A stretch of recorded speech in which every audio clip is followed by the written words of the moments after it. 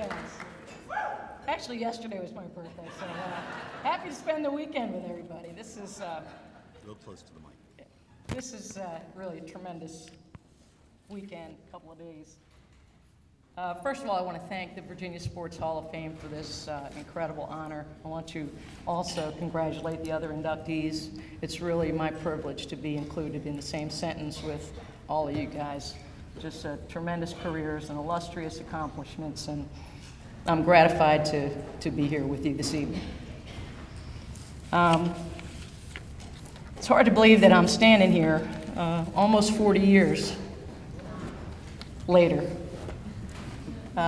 You're pretty close on that, Bruce. I had just turned 23 when I came to Hampton Roads.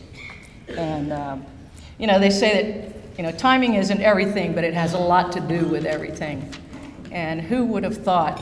I mean, I look back now 40 years later and could never have seen what took place at Old Dominion. As a 23-year-old, I certainly had a lot to learn. And I am really fortunate that I came here as a coach at a time when women's sports were really coming to the fore. Title IX, the federal legislation that was passed in 1972, just opened up doors of opportunity. And I was one of the lucky people who had the opportunity to live their dream as a coach. Why Jim Jarrett, the athletic director at Old Dominion at the time, decided to give a 23-year-old the head coaching job, I'll never know. But I'm indebted to him for allowing me to have an opportunity to live my dream and to become a better person, to grow as a woman, to grow as a coach. And Jim took a great risk in hiring me. Just, it's kind of crazy. That would never happen today. You don't give a job to a 23-year-old that really had one season as an assistant coach, this type of job. So, Jim, I'm indebted to you. I love you. You were the lifeblood of the Old Dominion athletic program. Jim decided, along with Al Rollins, the president of the university at the time, to establish what he called a program of selective excellence. And women's basketball was one of those programs that was a beneficiary of that vision. You don't stand here alone. And I certainly acknowledge the many, many people that I owe a debt of gratitude to for the opportunity to live my dream as a coach. Jim Jarrett is one of those people. And Al Rollins, I mentioned earlier, was the president of the university. Their vision, their leadership, their commitment to women's sports allowed all of women's sports at Old Dominion to flourish and thrive and really lead the way. They didn't wait for other people to take the lead. They decided to be leaders in this area, and thus we had this great era of women's basketball at Old Dominion. I'm happy that Bruce mentioned the 1978 team at Old Dominion because that first year, 77-78, we won the WNIT, which is a national championship, and I believe we have a couple of players from that team here. Rather than try to remember everybody, I would like, over here on this side of the room, we've got probably half a dozen future Hall of Fame inductees and some great, great players who played at Old Dominion. We have members of the championship teams from 1978, 1979, 1980, and 1985. Would you guys please stand and get an acknowledgement? I'd like for all of you guys to, all the former players from Old Dominion.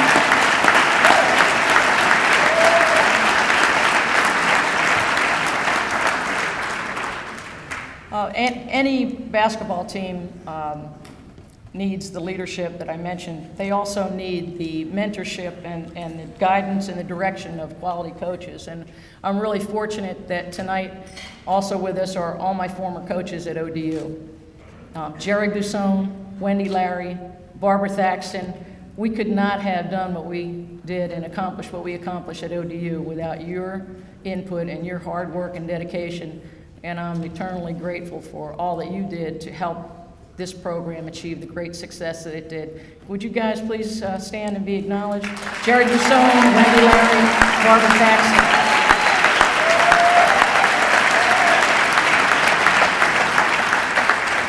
Each of them are outstanding coaches in their own right, and the hard work and the countless hours and the thankless tasks to support a basketball team, you know, they did it all. And I was really, really lucky to have each and every one of you as part of my staff. You know, how did I get here? I grew up just outside of Philadelphia, Pennsylvania. I claim Philly as home, and I'm one of 7 children, and several of my family members are here, and I'd like to acknowledge them as well. I'm the middle child of 7.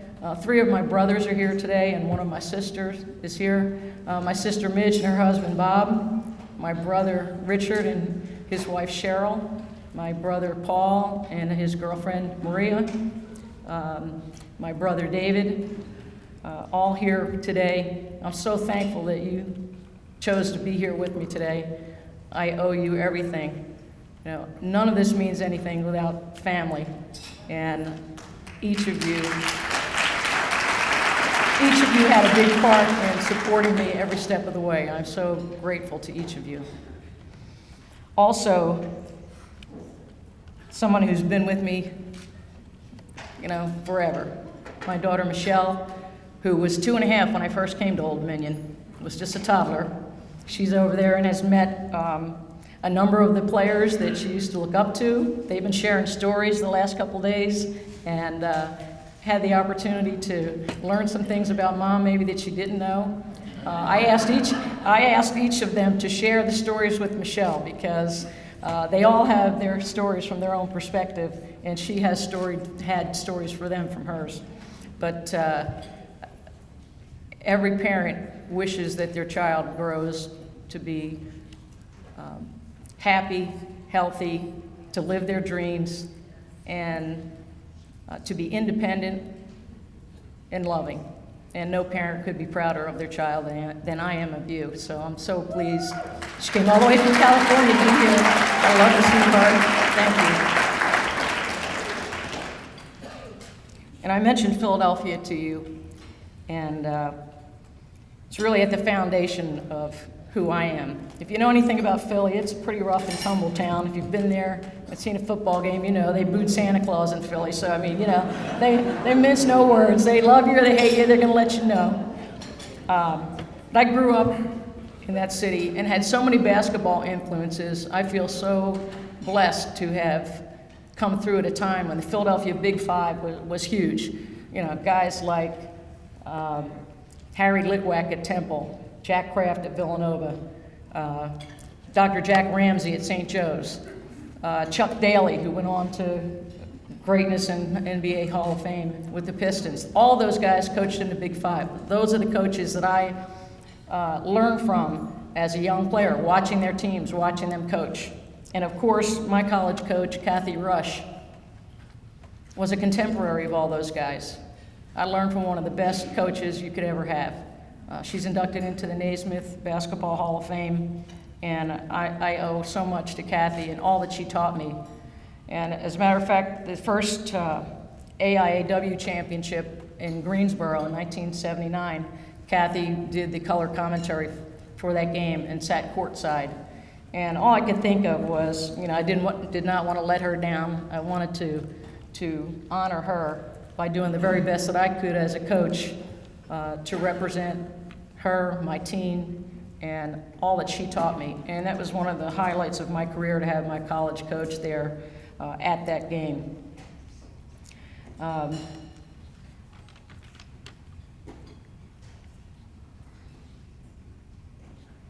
I've been really, really fortunate to not only be mentored by a Hall of Famer, but to have on my teams players who have gone on to the Hall of Fame. I mentioned you've got some future ones there, but we've got one here with us tonight. Ann Donovan has been in virtually every Hall of Fame, coached in the Olympic team, played on the Olympics, coached a WNBA team to a championship, has won virtually every award there is, and there isn't a classier, more respected individual than Ann Donovan, and she was part of that early championship legacy here at Old Dominion, and I'm just so fortunate that she was part of that. You would think that the names Ann Donovan, Nancy Lieberman, Ing Nissen were the only names, and we're fortunate. Nancy Lieberman, another Hall of Famer, played here at Old Dominion. Ing Nissen coached for many years in her own right, played here at Old Dominion, was an inductee to the Women's Basketball Hall of Fame, but also coached for many, many years and just retired. Great, great, great players. And I often think, how can one person, one coach be so fortunate to have these caliber of players play for them? And it's just a blessing that, is immeasurable to me. But each of those players, and I know Ann here would acknowledge tonight, each of those players would tell you that their teammates were so important to them. And we've got a number of other players that you may not have heard of, so I'd just like to throw a couple stories at you. One is Jan Trombley. Jan, I'm going to start with you. Jan Trombley has been inducted into the Hampton Roads Hall of Fame. But one of the incredible things about Jan is that after graduating from Old Dominion, she went on to pick up a second sport and became an Olympian in a second sport. She's an Olympian from the U.S. team handball team. And, again, you just think how many great players could one university have come through their doors. And this was Old Dominion women's basketball. We attracted the best of the best. Chris Critelli is also here with us tonight. A member of the Canadian Olympic team, Team Canada. And I want to tell you one little story about Chris. We hosted a really important event here at Old Dominion back in 1980. It was during still the Cold War. Ronald Reagan's in the White House, 1980. We hosted the Russian Olympic team. Now, it's the first time in many, many years that the Russians decided to leave their country and travel to the U.S. and play in a game. Now, this team was a juggernaut. They had not lost a game in 21 years. 21 undefeated seasons. Think about that. And they decided to go on a tour to the United States. If you look at the record books, they played 10 games, and they beat every team by 50, 70, 80 points. They had scored over 100 points a number of times. The night we played them here at Norfolk Scope was the very first time that the Scope was sold out for a basketball game. Yes, that includes when Dr. J was a Virginia Squire. They never sold out that building until that night. This was in December of 1980. Well, it was a great night, sold out. People were standing and cheering the whole time. And we were up by 2 at halftime. We could hardly believe it. Everybody on this team was so excited. And what we knew that maybe other people didn't know was that on that very same night, Chris Critelli had a commitment with Team Canada up in Canada. And on the night that we ended up losing that game by 10 points, Chris Critelli scored 29 points. She was that prolific. She's gone on to have a university cup challenge named after her. She's in the Canada Hall of Fame. And what a tremendous athlete. Again, one of those people that you may not know about as much here unless you're a Lady Monarch fan, but one of the all-time greats. We also had a young lady by the name of Angie Cotman. Angie Cotman's not here today, but I want to tell you a little story about Angie. Angie was about 5'7". She was from Charles City, Virginia. And one time we were playing in a regional championship against the University of Tennessee, coached by Pat Summit. And there was a referee named Tommy Salerno, refereed for many, many years. And we're in this game, and it's a close game. We ended up winning, but there was a sequence in the second half where Angie, who's an incredible athlete, went up and took a ball off the rim. She goaltended, but there was no call. So, like the next time down the floor, Tommy Salerno was running by me, and I said, "Tommy, I want to say, I got a question for you." He's like, "What?" And I said, "You saw that? Why didn't you call that? You saw what I saw." And he said, "Marianne, how tall is Angie?" I said, "She's about 5'7", 5'8". He goes, "Do you think anybody in this building is going to believe that somebody 5'7" just goaltended?" I said, "Well, yeah, I guess you've got a point there." But Angie Cotman was one of the incredible, incredible athletes that came through our Old Dominion program. She's also one, she was a pretty creative one. Ing Nissen, being a European, she came from Denmark, was a 6'5" shooting forward. She was a Dirk Nowitzki before there was a Dirk Nowitzki. But being a European, Ing smoked cigarettes. Well, I learned this the hard way, that she actually smoked on game days. Not only did she smoke on game days, she smoked as close to game time as she could. Well, I found this out one game when at halftime in the old field house, I turned the corner to go to the locker room, and here's Ing smoking her cigarettes. So I'm stunned. I look at Ing and I said, wait a second, we got to talk about this. First of all, I've been really good, okay, about this whole thing. You cannot smoke cigarettes at halftime. We got to come up with a deal.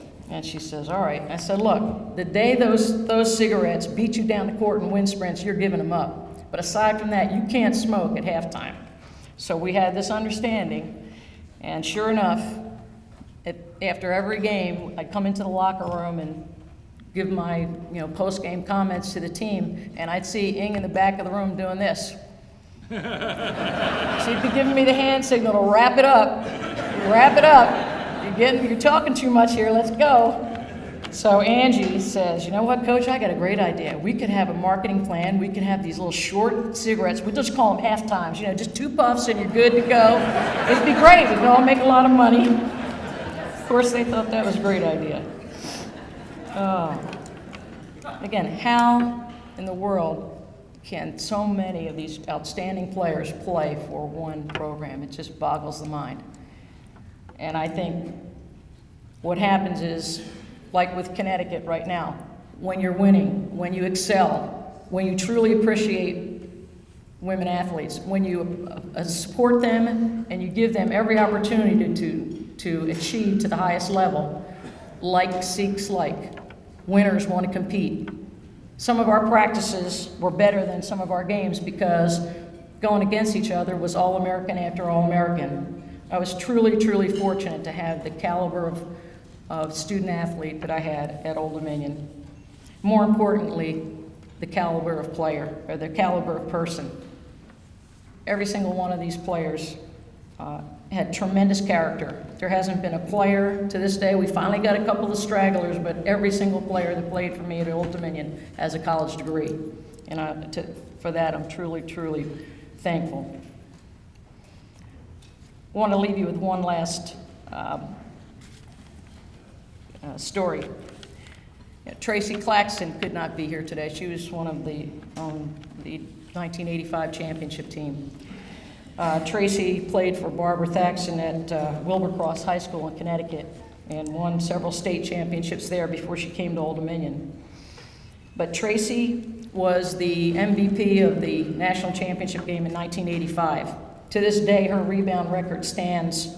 She had 37 rebounds. Oak, you'd appreciate this. She had 37 rebounds in the 2 Final Four games in 1985. Our team was the underdog in that Final Four, okay? And Tracy was one of the driving forces behind that. We had a lot of great players, Medina Dixon, Lisa Blaze, Marie Christian, Adrian Goodson, but Tracy was the glue. She was one of the greatest rebounders I've ever seen. Well, we get this invitation from President Reagan to come to the White House and be able to present him with a ball and a jacket, and he wanted to recognize the team.